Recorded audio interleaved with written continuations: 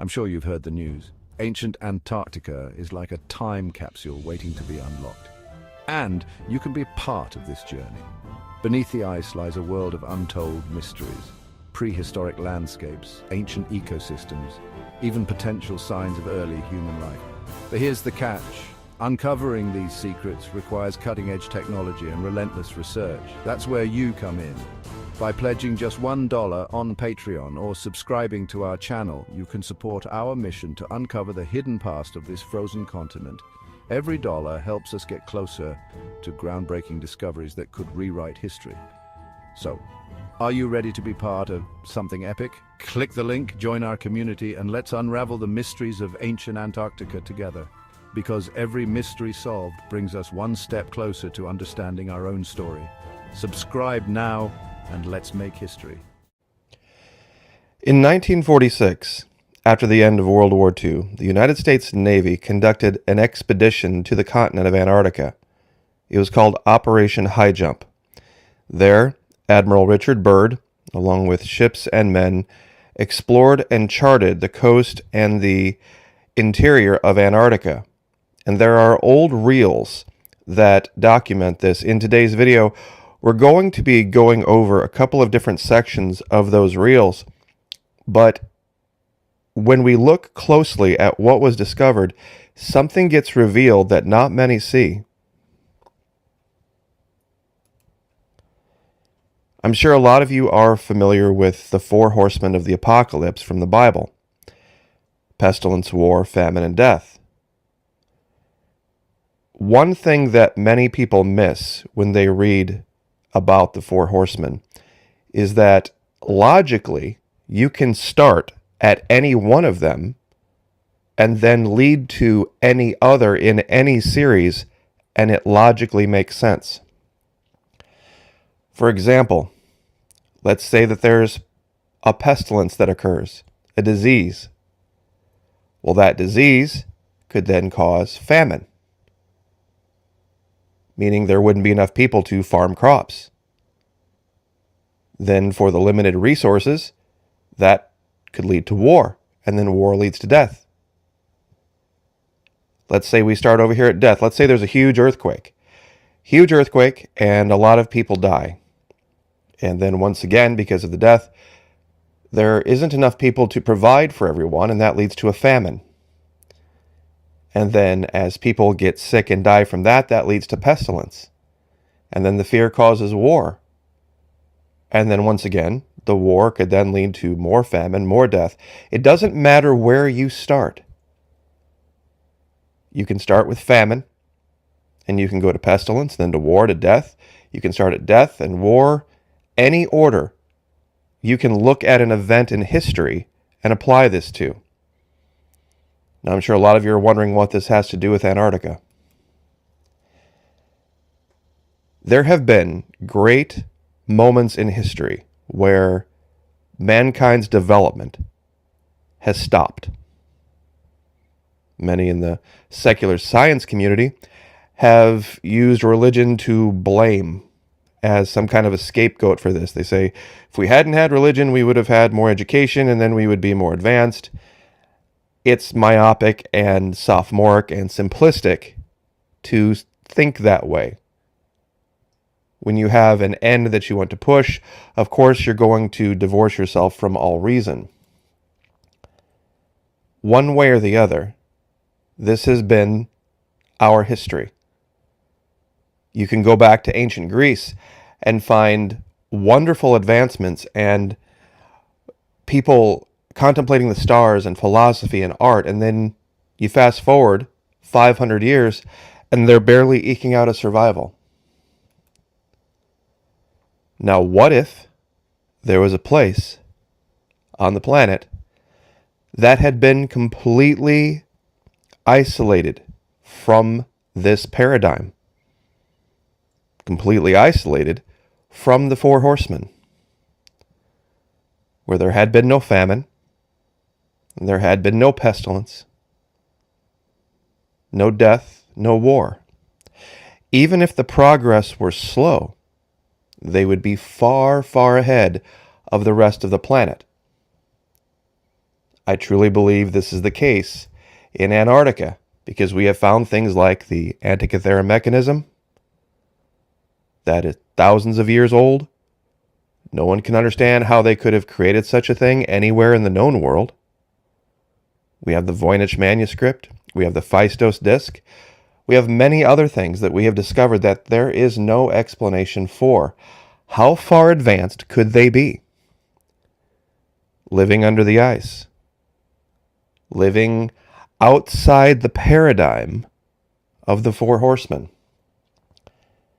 Now, we're going to, as promised, go through a couple of different sections from this reel that we covered in yesterday's video. Now, you're going to have to bear with me. It's 4 sections that we're going to cover, and each section is about a minute and a half. But it does reveal this, and it's very easy to miss if you're just listening to the entire 42-minute reel. But let me get the microphone adjusted, let me get the camera adjusted, and we're going to go through this.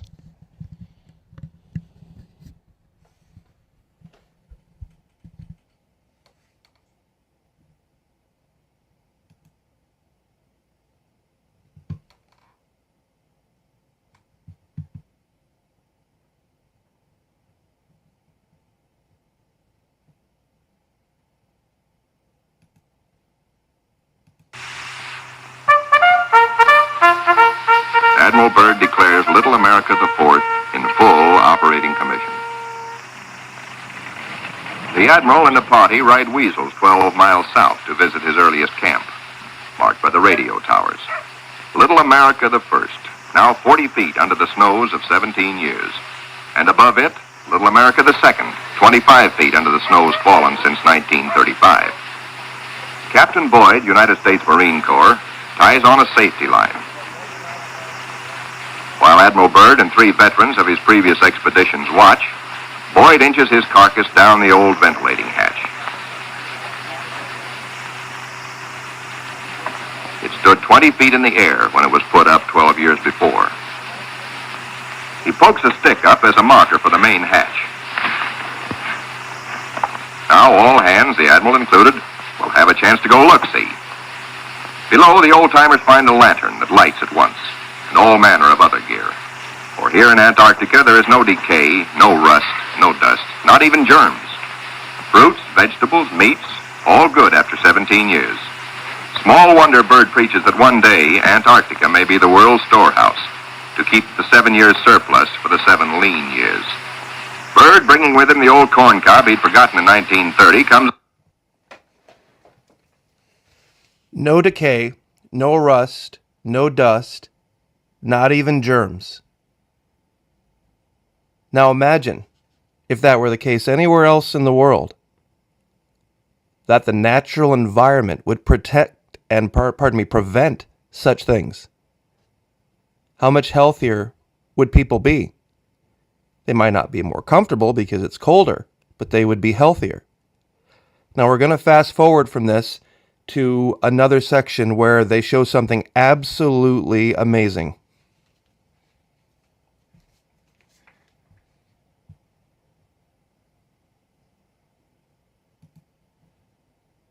And warm. On the sunny afterdeck of the Mount Olympus, the expedition's prize penguin catch, the big emperors, are living the life of penguin Rileys. They grow 4 feet tall, weigh up to 80 pounds, and are the only creatures who live throughout the year on Antarctica. Eons ago, they flew. In time, their wings evolved into swimming fins. Their deep feathers are the warmest known. Their feet, thick leather-like pads. On these, they lay their single egg and tuck it up within the body feathers for warmth to hatch it.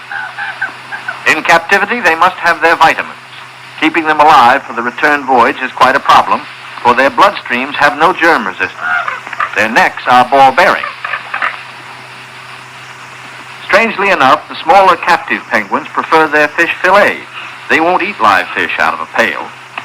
The rockhopper penguins are the clowns of the Antarctic. 20 inches high, cocky yellow eyebrows, sassy, and forever hungry.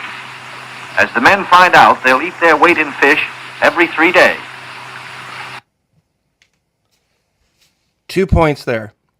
They have no germ resistance in their bloodstream? No germ resistance in their bloodstream. I suppose that would make sense if you had never been exposed to them. And just like was said in the previous clip, no germs, no rust, no dust, no decay. And on top of that, they eat their weight every 3 days. Doesn't sound like they have ever had any experience with famine either. So that's 2 of the 4 horsemen right there. Now we're going to jump to another clip where they discover something else that's just absolutely incredible on this continent.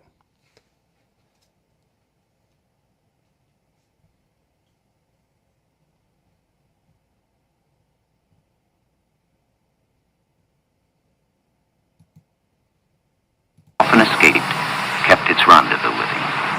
The smooth shelf roughens. Dark rocks, called nunataks, appear above the ice. Then rugged mountain ranges as far as the eye can see. Bunger leans forward in amazement. His eyes have caught a sudden and unbelievable change in scenery. The universal white has turned to chocolate brown, dotted with blue. A cameraman goes into action. 300 square miles of land without snow. Land that might be in New Mexico or Arizona. Pictures alone will prove Bunger has discovered a warm oasis in the shadow of the pole. It is for such supreme moments as this that men brave the hardships of exploration. The astounding, undreamed of fact is that they are over a chain of warm water lakes whose shores, except for small patches, are free of ice and snow. Commander Bunger circles the largest lake in sight, 5 miles long. He comes in to make a landing. Water temperatures must be recorded. Samples taken. He finds the water fresh. The temperature 38 degrees Fahrenheit. On the shores are vast deposits of coal and of minerals of the utmost importance to civilization. Vast freshwater lakes. Mineral deposits as far as the eye can see. Necessary for civilization. Untapped. How many wars have been fought over resources like this in the rest of the world? Yet here there is an abundant supply. That would be a 3rd horseman. War.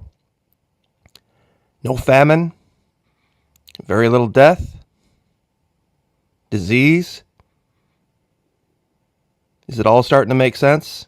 We have one final clip, and from there we will end the video. But Antarctica is a great revelation. Something that is going to change the face of history and change the face of mankind forever.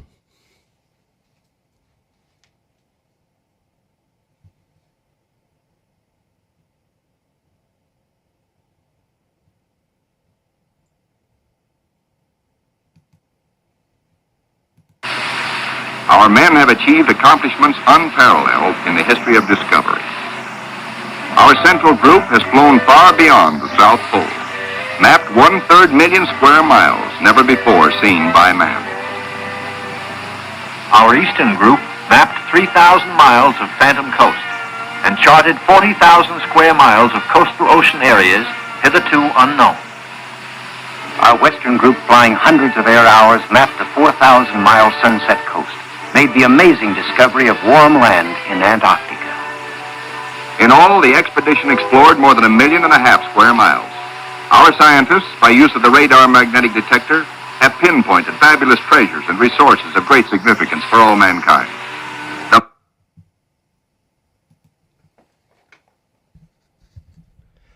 And there was the final piece of the puzzle.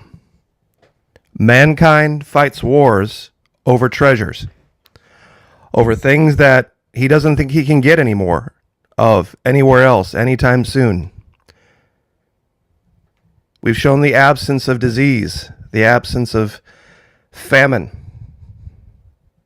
All of this in an area that has clearly been isolated from the rest of the world for a very long time. It really makes you wonder if there's something more going on here. Something so amazing and so fantastic that no one on the planet can really grasp it yet. And I will leave it there. I'm sure this video is going to cause a great deal of discussion and contention. Just please be respectful in the comments. That's all I ask. God bless. Like, share, subscribe, and we will see you next time. Would like to briefly take a moment and say thank you to everyone who has continued to join us over at the Florida Maquis Patreon channel. The Holy Bible teaches us, rejoice always, pray without ceasing, give thanks in all circumstances, for this is the will of God in Christ Jesus for you. If you'd like to join us over there, it's only $1 per month at the base level, and even less than that if you sign up for an entire year, and no matter what level you choose, it's fully refundable. First 90 days, no questions asked. What's the difference between YouTube and Patreon? At Patreon, we can take the gloves off. There are no censors. We have, of course, the Patreon firewall, and then we also have Vimeo that we're partnering with, and that gives us one extra layer of protection where we can speak our minds and we can take advantage of rights that we used to enjoy in this country freely. Would love to have you over there. There are hundreds of exclusive videos never before seen here on YouTube. Please, if you have the ability, would love to have you over there. You won't regret it. God bless all of you, and thank you so much.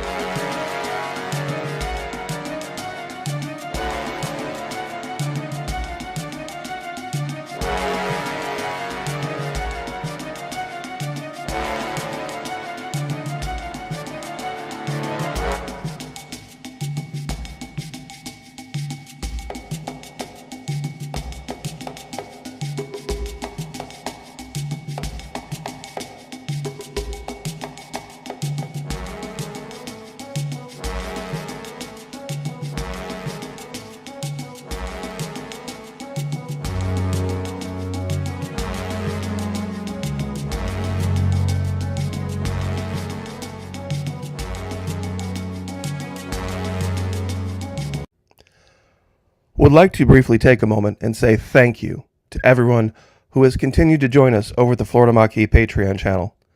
The Holy Bible teaches us, rejoice always, pray without ceasing, give thanks in all circumstances, for this is the will of God in Christ Jesus for you. If you'd like to join us over there, it's only $1 per month at the base level, and even less than that if you sign up for an entire year, and no matter what level you choose, it's fully refundable. First 90 days, no questions asked. What's the difference between YouTube and Patreon? At Patreon, we can take the gloves off. There are no censors. We have, of course, the Patreon firewall, and then we also have Vimeo that we're partnering with, and that gives us one extra layer of protection where we can speak our minds and we can take advantage of rights that we used to enjoy in this country freely. Would love to have you over there. There are hundreds of exclusive videos never before seen here on YouTube. Please, if you have the ability, would love to have you over there. You won't regret it.